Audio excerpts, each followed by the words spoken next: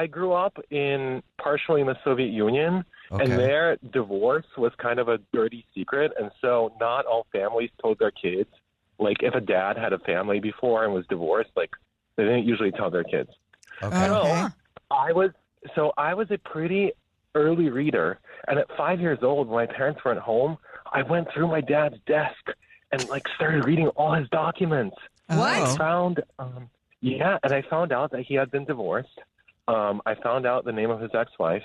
I wasn't sure if he had kids, though. I thought he might, and like he never told me, right? And so, kind of over the years, I started discovering like more pieces of this. And about maybe 10 years ago, I kind of confronted my mom. My mom, of course, knew, and she was like, "Oh yeah, he's divorced. His ex-wife lives in another country, and he has a son, but it's probably not his. He wasn't sure, but yeah." I'm like, "Oh, so I have a stepbrother?" And my mom was like, "Maybe, but it's probably not."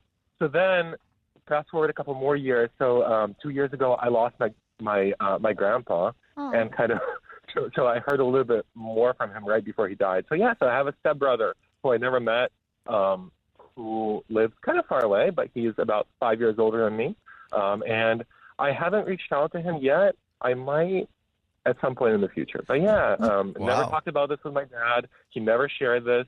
And yeah. So he's not a step. He's your half brother? Half brother. I found his profile on Facebook. He looks like my dad. Oh my gosh. Oh, wow. He does something very similar in his life to what my dad and I do. He's like a PhD, just like my dad is. I'm not, but super smart guy.